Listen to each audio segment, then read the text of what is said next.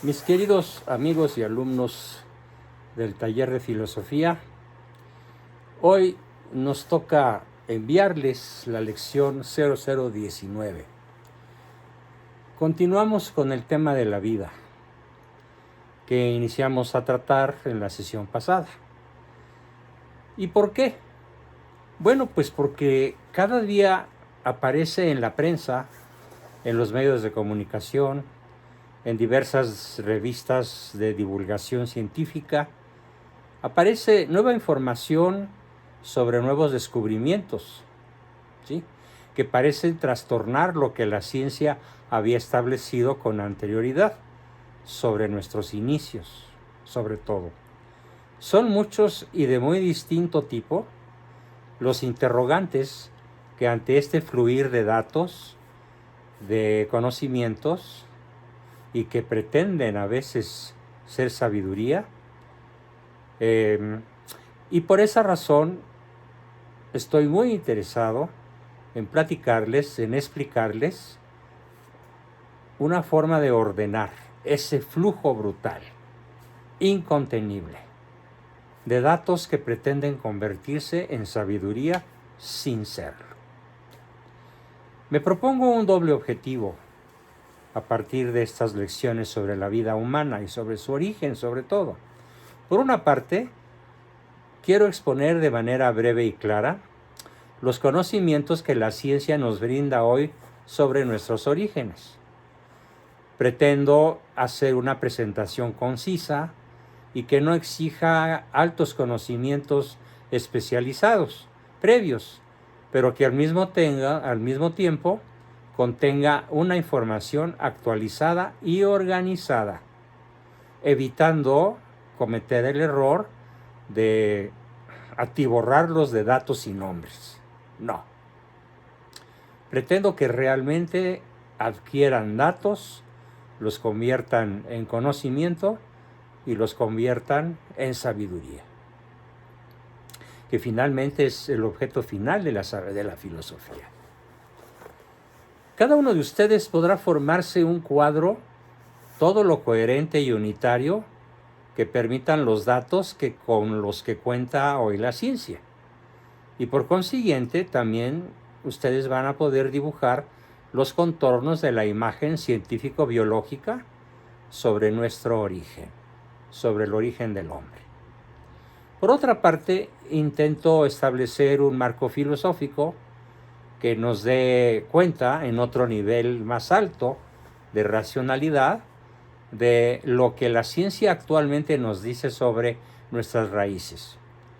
Abordaré esto desde una perspectiva filosófica y aun teológica, también breve, para eliminar algunos de los problemas que están implicados en el estudio del origen del hombre y que comparecen reclamando respuestas cuando se entra en contacto con los temas científicos mencionados. Vivimos en un mundo altamente tecnológico, espantosamente, diría yo, tecnologizado. En cierta forma, todos somos beneficiarios de esta realidad si sabemos manejarla racionalmente, inteligentemente, a nuestro servicio, y no nosotros al servicio de la tecnología. ¿Por qué? Porque la cultura está impregnada de tecnología, se cultiva tecnología, se adora la tecnología. A veces desde la más tierna edad, vemos chiquillos de 4 o 5 años incapaces de desprenderse de su tableta o de su celular, y cayendo en una adicción posmoderna que es el síndrome de las pantallas.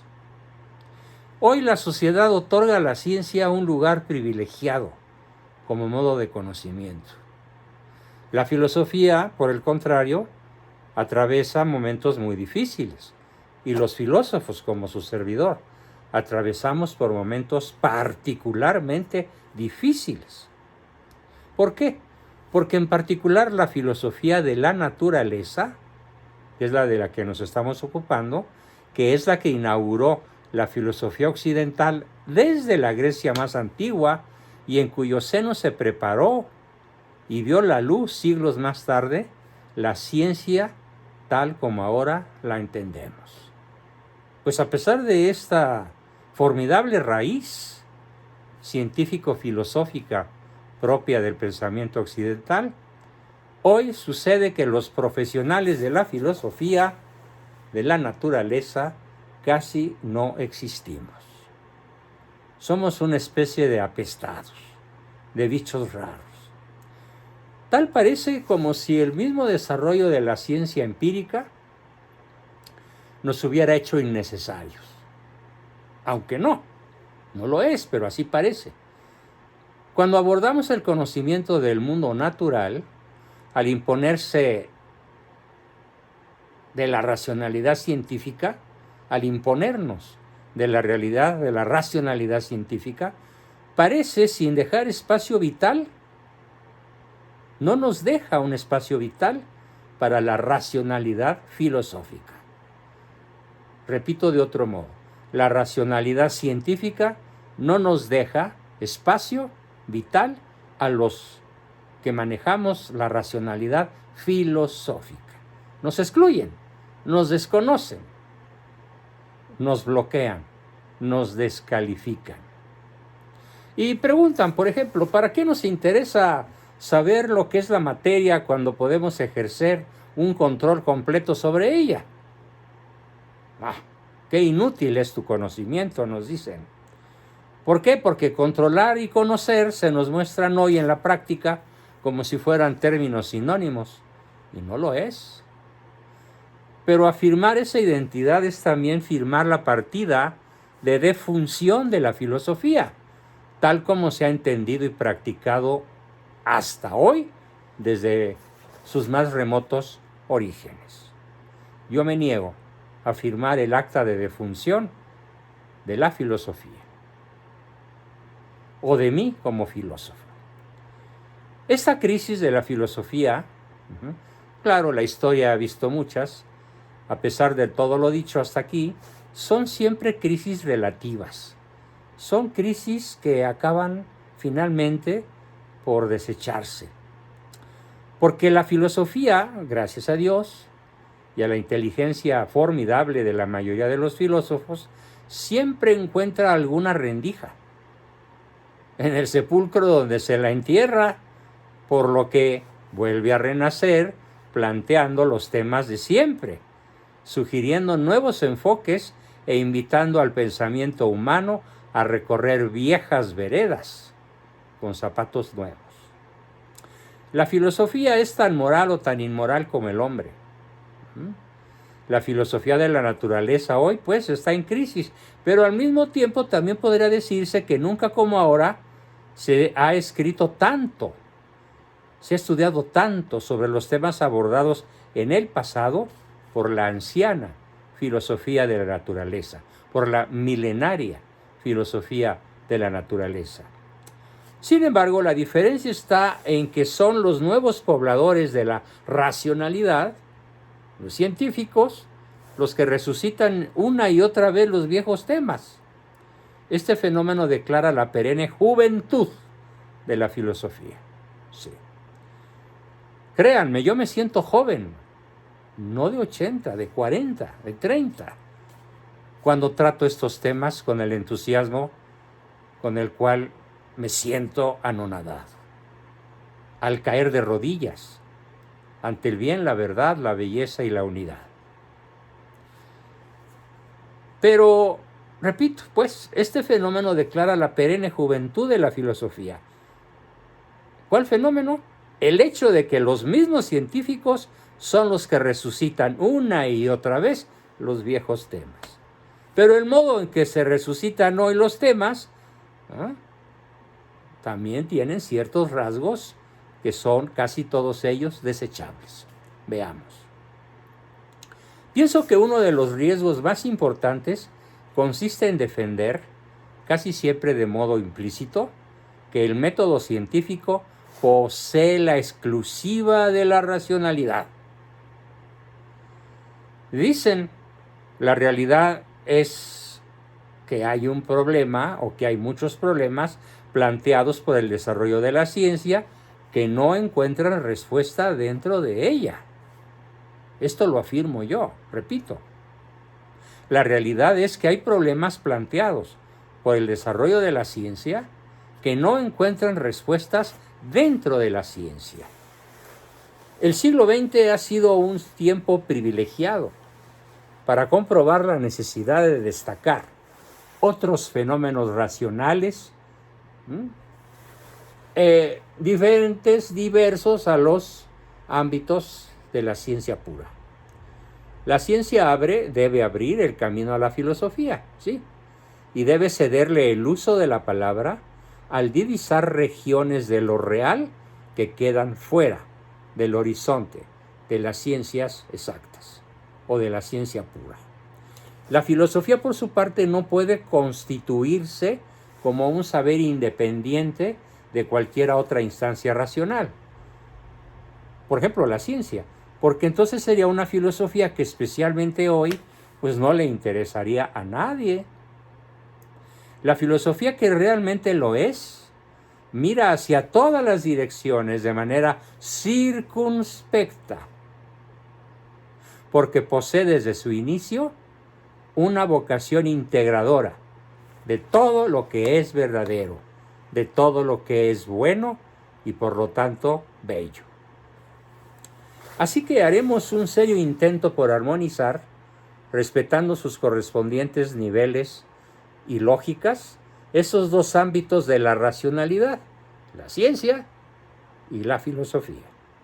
La dificultad de una tarea semejante, a la cual reto a todos a seguirme, y con los requerimientos mencionados, esta dificultad pues se ve atenuada si se consigue aunar el saber de quien está contribuyendo con su trabajo al progreso del conocimiento científico sobre nuestro origen, con la aportación de alguien capaz de entender el lenguaje de la ciencia y su racionalidad característica, acostumbrado a enfrentarse con el modo diferente a la ciencia en el cual la filosofía se plantea los temas de la filosofía de la naturaleza, y que además es buen conocedor de los hallazgos que la ciencia y la filosofía han conseguido a lo largo de la historia. Hoy se pretende tristemente separar ambos ámbitos como si fueran rivales, y no lo son. Son un maravilloso complemento. Trataremos, por tanto, de ofrecer conjuntamente en este temario que estamos desarrollando un doble punto de vista complementario.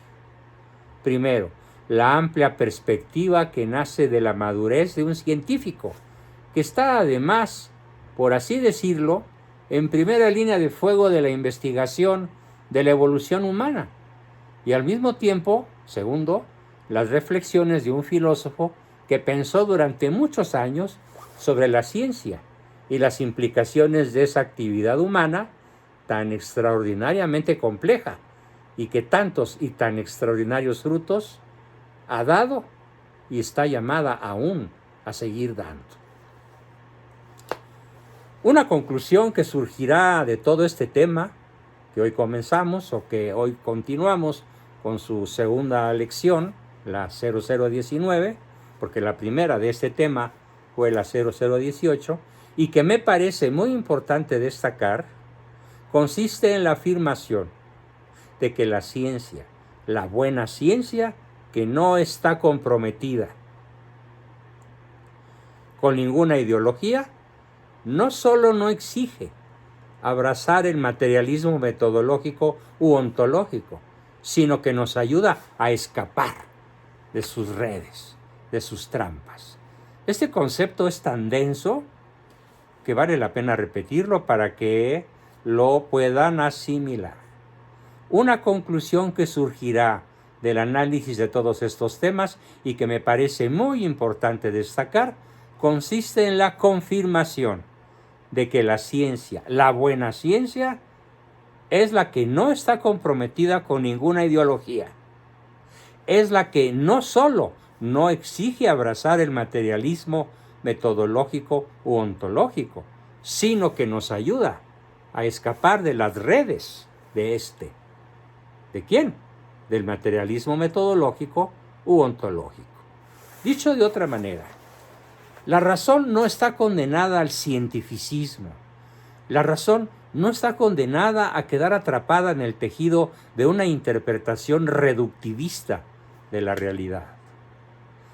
No pretendo ofrecer una visión cerrada, cuadriculada, de los temas que vamos a tratar sobre el origen de la vida humana, aunque la necesidad de condensar los contenidos y la pretensión de ofrecer una visión clara, comprensible y global pudieran inducir a pensarlo, pero no. Nada más alejado de mi mente que ser cuadriculado o ser cerrado. ¿Por qué? Porque, recuerden, nuestro conocimiento es relativo y lo que es absoluto es la realidad misma. O dicho al revés, la realidad y la verdad son absolutas, pero nuestro conocimiento acerca de ellas es relativo. Bien. Espero que el entusiasmo y la participación activa de todos ustedes constituya una invitación a reflexionar personalmente sobre las distintas cuestiones que van a ir compareciendo a lo largo de estas hermosas lecciones.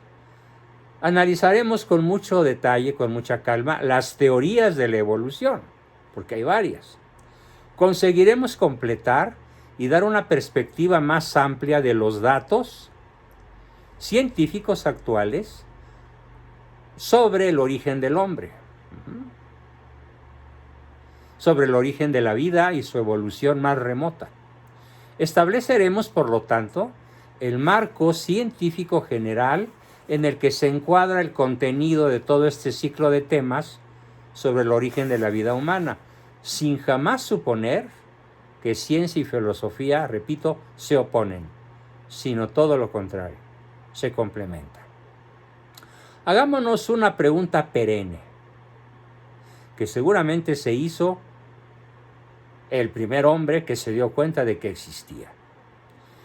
Entre los interrogantes que nos plantearemos los seres, que nos planteamos los seres humanos, siempre han ocupado un lugar central tres preguntas clásicas.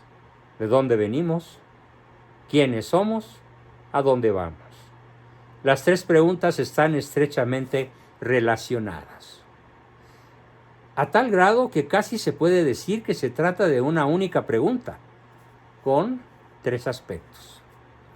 Es una pregunta sobre nuestra identidad, nuestro origen y nuestro destino. A ver, ¿somos seres puramente materiales?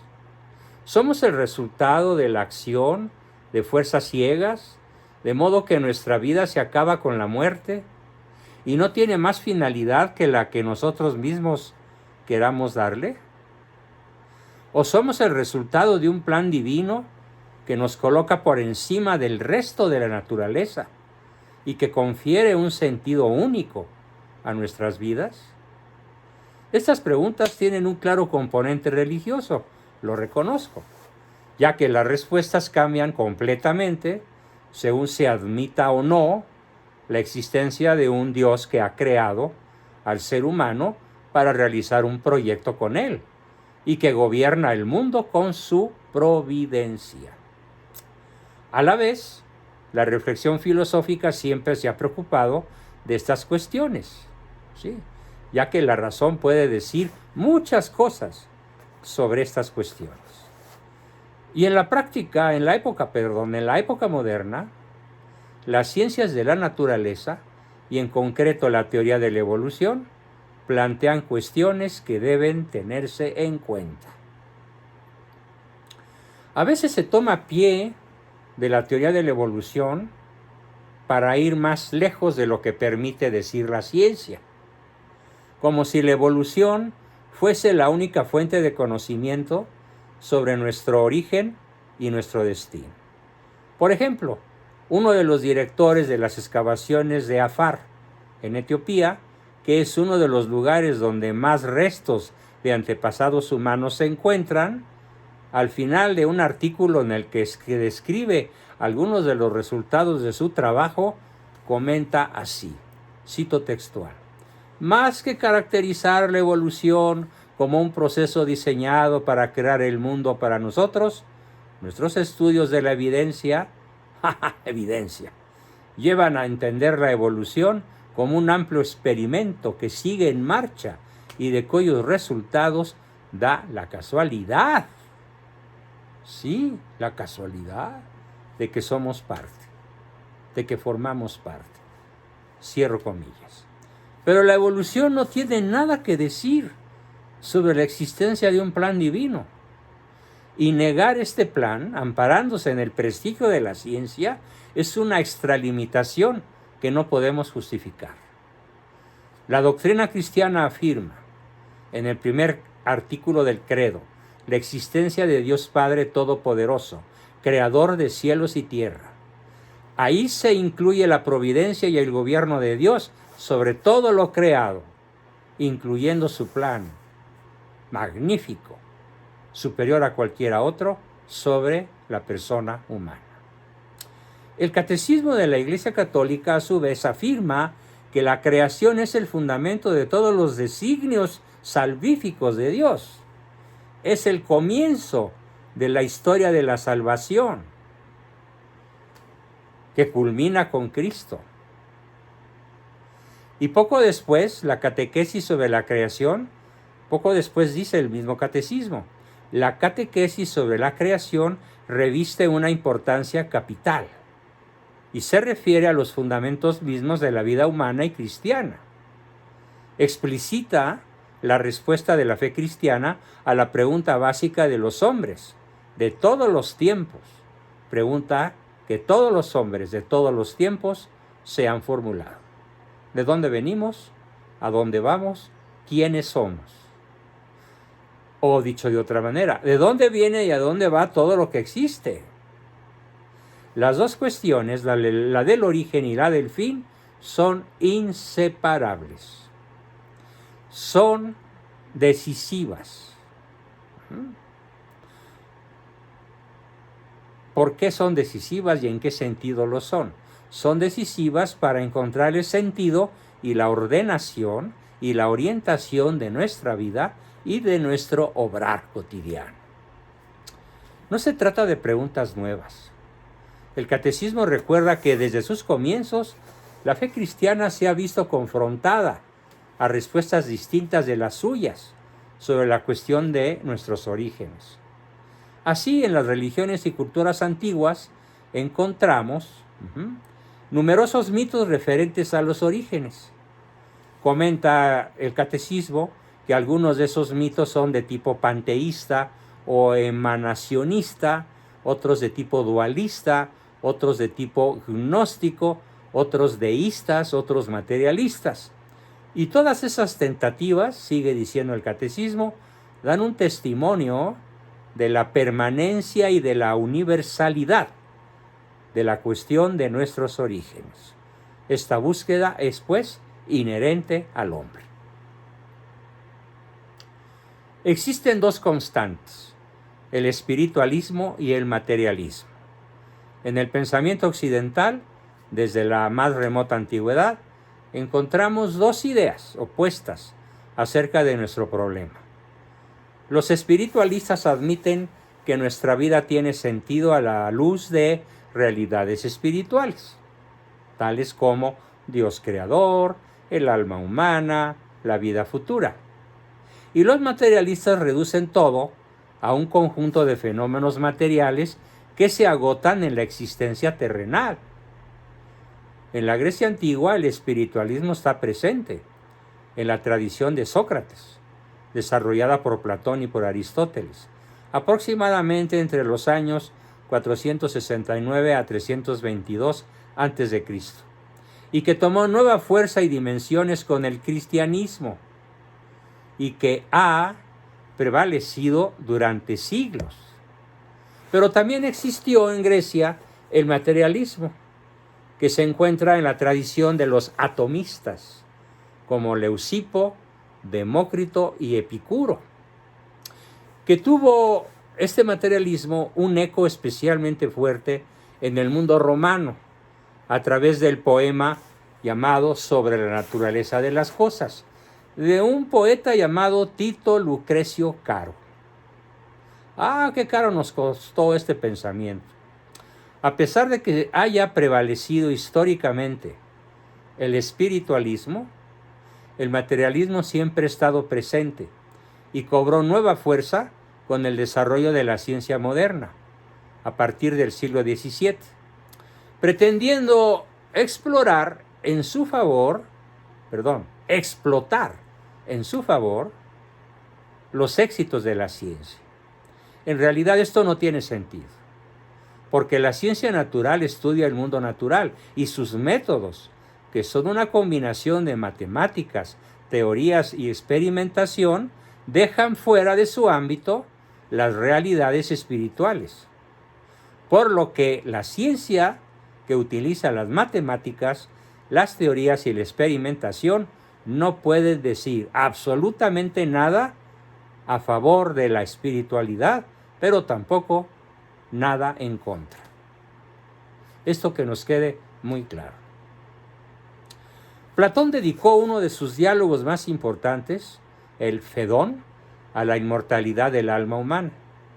Y como en todos sus diálogos, el protagonista es Sócrates. En el año 399, triste fecha, unos ciudadanos atenienses acusaron a Sócrates de 3 delitos de impiedad. 1. No respetar a los dioses de la ciudad. 2. Introducir nuevos dioses, claro, el Dios único, y corromper a la juventud. ¿Por qué? Porque así ya no iban a estar dispuestos a pagar por las fiestas del panteón griego que ocupaba prácticamente todos los días del año. Fue pues condenado a muerte, pero sus amigos le prepararon la huida, y sin embargo Sócrates decidió tomar la cicuta para mostrar que era inocente y que era coherente con su radical creencia en la inmortalidad del alma. Por eso, las últimas palabras de Sócrates fueron: causa de las causas, apiádate de mí. Maravilloso. Por eso los primeros cristianos hasta querían canonizar a San Sócrates.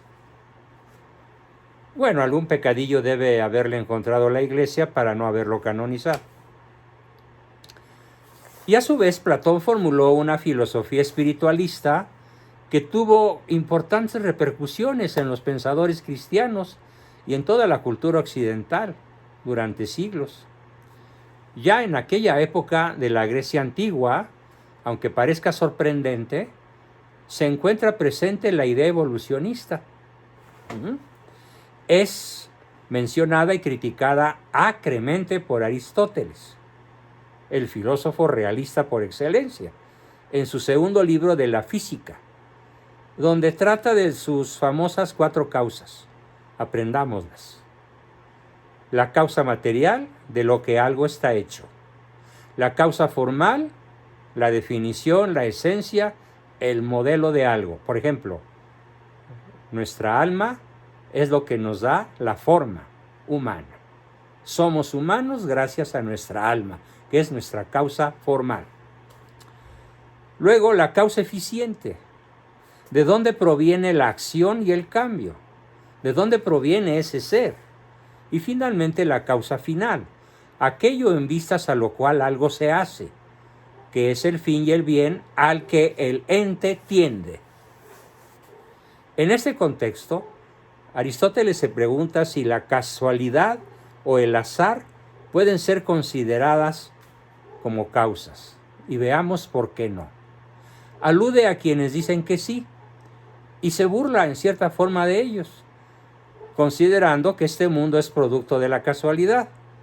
Y responde Aristóteles con su distinción maravillosa, genial, entre causas propias, las 4 mencionadas, causa formal, causa material, causa eficiente y causa final, y las distingue estas 4 mencionadas con las causas accidentales, que se dan cuando coinciden causas propias que no tendrían por qué coincidir necesariamente. El azar es una causa accidental, no es una causa propia. Es la coincidencia de causas independientes y no basta para explicar las cosas. La verdadera explicación, las verdaderas explicaciones se han de basar en las causas propias. Causa material, causa formal, causa eficiente, causa final. Pongamos un ejemplo. Un arquitecto puede ser a la vez un deportista. Y se podría decir que un deportista ha construido una casa. Pero decir eso se trata de algo accidental. ¿Por qué? Porque la causa propia de la casa es el arquitecto, que coincide con que es además un deportista. Pero no hizo la casa en cuanto deportista. Hizo la casa en cuanto arquitecto. Aristóteles sostiene, pues, y disfrutemos de este ejemplo, que siempre debe existir una causa final, puesto que las cosas suceden siempre